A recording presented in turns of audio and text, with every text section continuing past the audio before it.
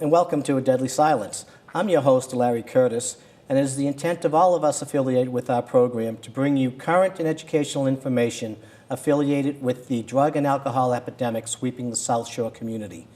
Today, our guest is Rick Cresta. Rick is a licensed independent clinical social worker with over 20 years' experience with adolescents and young adults. Rick has a master's degree in social work and public health. He's an adjunct clinical professor at Boston University's Graduate School of Social Work and is a trainer and consultant for the Department of Children and Families and the Department of Youth Services, as well as many other agencies. Rick, welcome to our show. Thank you. Marijuana. Yes. Topic of the evening for tonight. Quite often when we talk about marijuana, the first thing most people say is that marijuana is a gateway drug to all addictions. What do you find happening out there in relationship to that? It's an interesting question because I think I could say yes and no. Many, if not most, people who smoke marijuana will not go on to harder drugs, cocaine, for example, heroin, etc. But those who do go on often or almost always started with marijuana. So it tends to be a gateway drug for those who go on, but it doesn't mean just because you smoke marijuana, you will go on. Is there any studies that would say a percentage ratio of out of 100 people that maybe smoked marijuana, how many? No, I haven't seen that study, but I can say that we know who's at risk. So those young people who have a family history of substance abuse, who have a trauma history, who started using it at an early age, pre-adolescence especially, and those who it stops working for. So if the desire to get high remains, but the drug is no longer working, those young people are at greater risk for going on.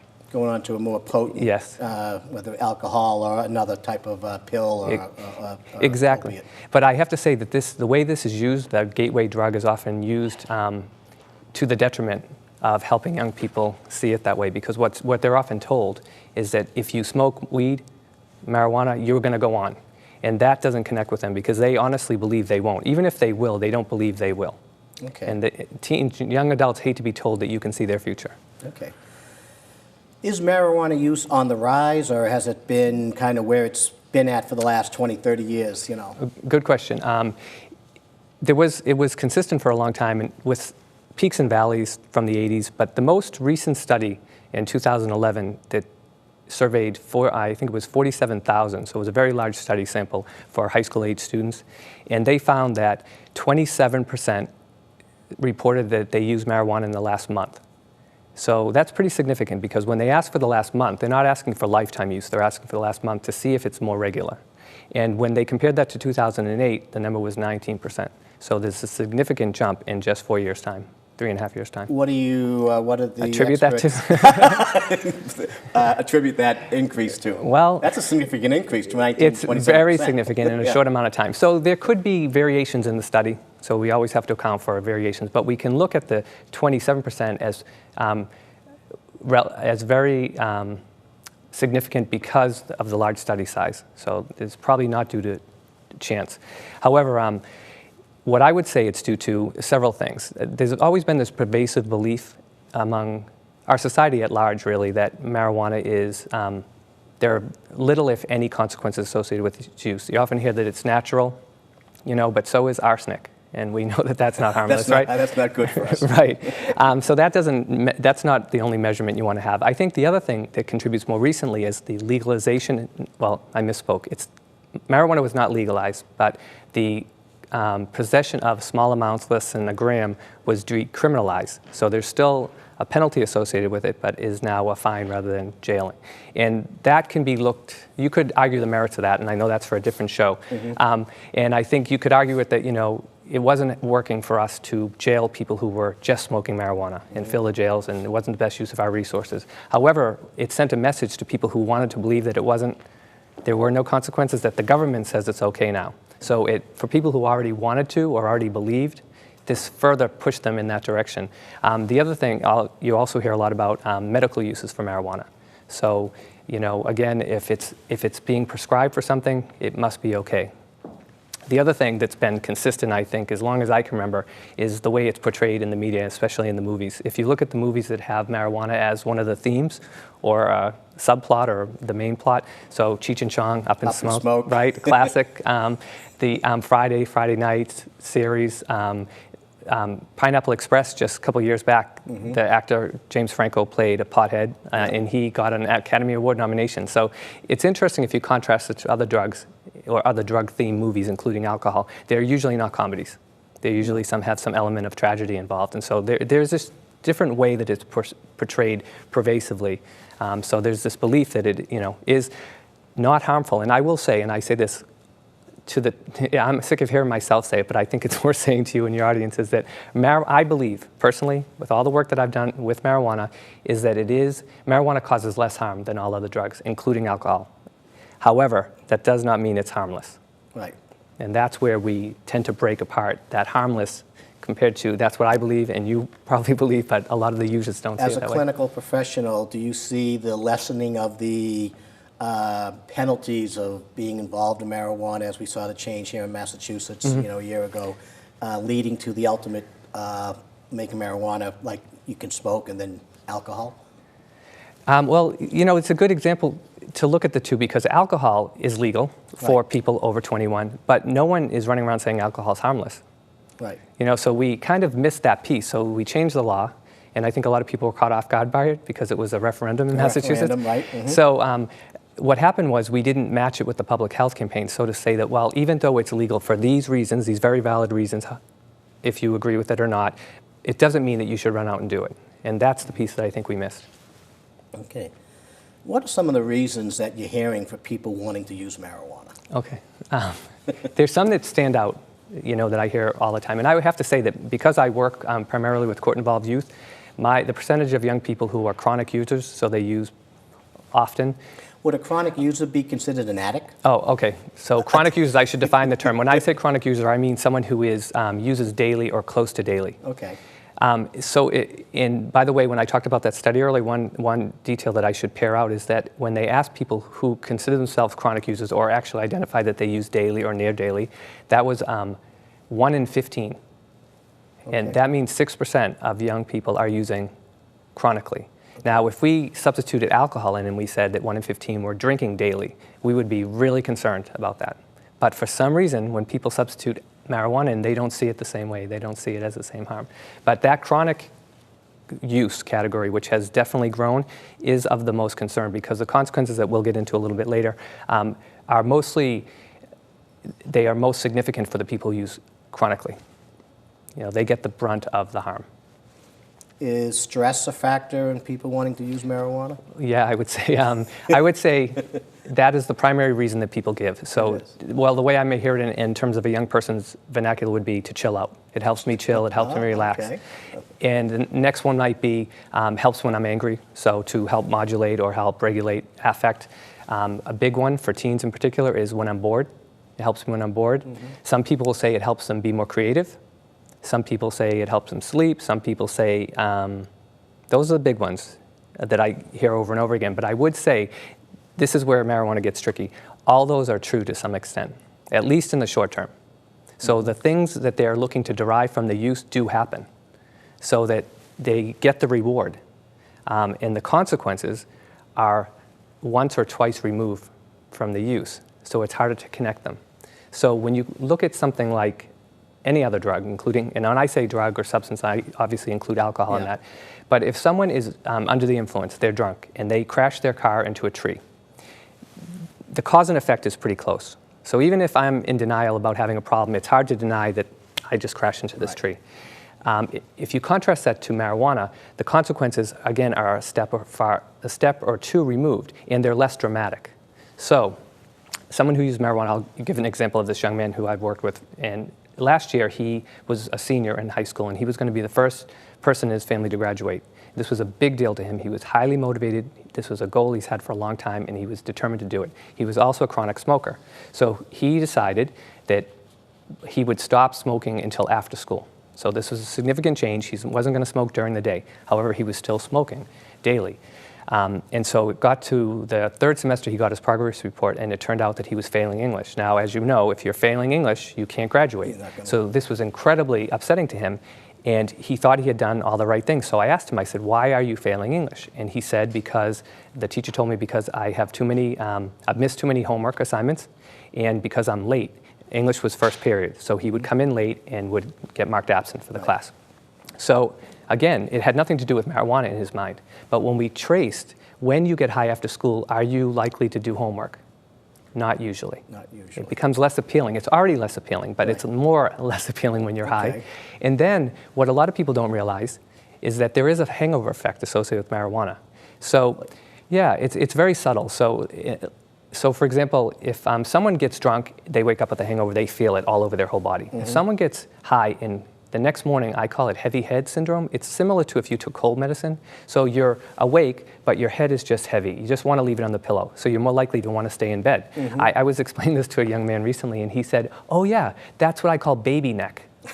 A baby neck. You know, the baby, exactly, and it was so visual. So, the visual, great. Yeah. So this is very interesting because, again, it makes it harder to break through the denial because, as you're well aware, the way people with addiction issues get through the denial is that the weight of consequences outweigh the denial. It becomes not worth it anymore.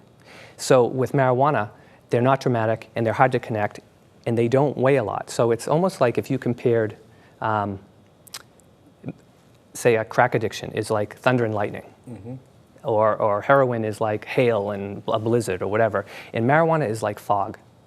You know, it just rolls in. You don't even notice it's coming. And it's all around you, and it affects all aspects of your life, but very subtly. So in some ways, dealing with marijuana addiction is harder because it doesn't show up. So I mentioned that young man who was going to fail. He couldn't see until I helped him connect the dots that marijuana was directly related to the consequences, the things that were keeping him from graduating, but indirectly related to the graduation. Do you see what I'm saying? Did he graduate? Not on time, actually. He did take him. It took him through the summer. Through the summer, but he did. Yeah, became the first member of his family. Yes. Good. That's great. Yes. What are some of the physical or physiological consequences using marijuana? Okay. The physiological consequences are interesting because they're the ones that get the most press. They're the ones that show up in the research studies, and adults tend to really focus on them. You know, you need to not smoke because look what this does. And they tend to be the less relevant to young people. And this is not just for marijuana, this is across the board. And I think partly it's because understanding adolescence, when you tell someone something's going to happen to you when you're 50, that is too far off to be relevant in this point in their 17. I'll live to be 50 when I'm 20. And even if I do, 50 seems very old to them and far away, right? And so even though they are serious and consequential, they don't seem relevant to them at this point. And adolescents also are able to think they're going to be the exception. So this is other people, it's not going to happen to me. So some of them, though, that are significant are, for young men in particular, testicular cancer, which disproportionately affects young men opposed to older men. If you smoke weekly, just weekly, so not even daily, your rate goes up 2 times of getting the most deadly form of testicular cancer. So that's significant. However, the rate of testicular cancer is very low. So there's a good chance that they will not know anyone that this happens to. So again, the relevance isn't there. Another one is that may be more relevant, but maybe not now, is that it can lead to sexual problems. Now, if you tell a 17-year-old that they're smoking marijuana every day is affecting them sexually, that will mean nothing to them because they have an overabundance of testosterone coursing through their system, so they will not see it. But as they age and their normal rate of testosterone declines, they may have a sharper decline because they've been chipping away at it all along. Is there a hormonal imbalance issue that happens with the physical side of it? Yeah, as well? actually, it is. It has an inverse relationship with testosterone. So people often ask me, then what about young women? Because obviously testosterone is present in young women too. But as is often the case, women aren't studied as much as men. And in fact, the studies that this information comes from aren't even from the US because the US, we're not able to study marijuana by giving it to subjects. We can only ask retrospectively if you smoked and target the rate that way. Okay. Because it's a Schedule I substance still, that we can't use it for studies. So the studies come from Canada, Australia, and England. So similar population, but not directly from the US. But they do show significant rates of sexual dysfunction later on in life, but again, it's down the road. And I was explaining this to a young man recently, and he was believing it. He was with me, and he said, oh, I'm not worried about that. And I said, why? He said, I'll just take Viagra. You know, so this idea that, substitute it with a different drug. Well, it's the mentality. Yeah. We have something to fix any problem that ails us, right? Wow. Yeah. Somebody once said that one of the physical effects on a male could be that they could actually start developing breasts. Oh. Is that a fallacy, or is that one No, of those? no, it actually is true. However, again, the prevalence is so small that, again, you smoke with 20 people on a regular basis, it's not happening to anyone you know, you think it's not true. But there is some truth in it. Again, it's related, I believe, to the testosterone impact. But I have to say, I knew a young man who, at 15, had breast reduction surgery because it was so embarrassing to him because he had developed breasts. He didn't think it was related to marijuana until he had smoked for several more years after that and realized that there was a relationship. What about the impact on the behavior of the cognitive functions? Okay, so one of the things we often hear about is amotivational syndrome. Even if it's not called that, people often say it makes them lazy, or people who know people who smoke identify that it makes them lazy.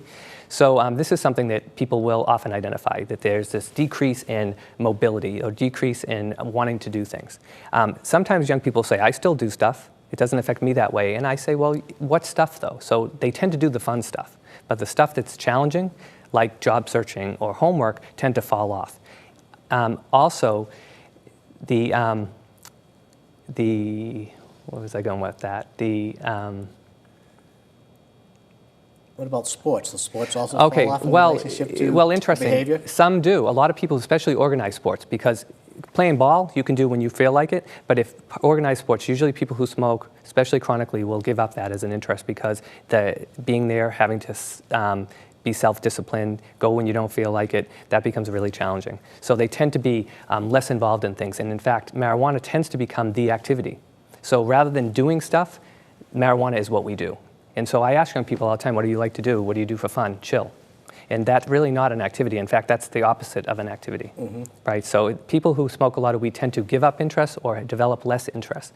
And this is significant because during your adolescence, you're supposed to be developing interest in the world, things that stimulate you, things that you may develop a career on, things that get you engaged in the world. And so people who smoke tend to have a very narrow view of the world, and they tend to become less interesting, or less interested, and in turn less interesting. Cognitively, this is something I hear. I just heard this Wednesday from a young man who said to me, we were talking about his marijuana use and how he has a lot of goals, but he's falling short of meeting them. He said, well, no, marijuana actually helps me. It helps me focus. I do better in school as a result. And I hear this a lot, so I wish that they would study it actually to see if there in fact is some positive impact on people with ADHD, but it would matter on the dosage. So even if it does, it would probably be a small amount. He's smoking pervasively, and that's probably way over what he would need if it was helping him. But what I pointed out to him is that it tends to increase your interest and your focus on a particular material, even if it wasn't interesting before. However, your retention of that material is less. So the illusion of learning without the actual learning. Going back to that comment about the doses, strength of the marijuana, are we seeing a more potent marijuana today than maybe in the 70s and 80s? Yes, this is not your grandmother's weed. And Not to imply your grandmother used. Maybe she does. No, that's a good point. It is because of advances in agriculture and treating, and there's a lot of things that are done to it that weren't done in the past. So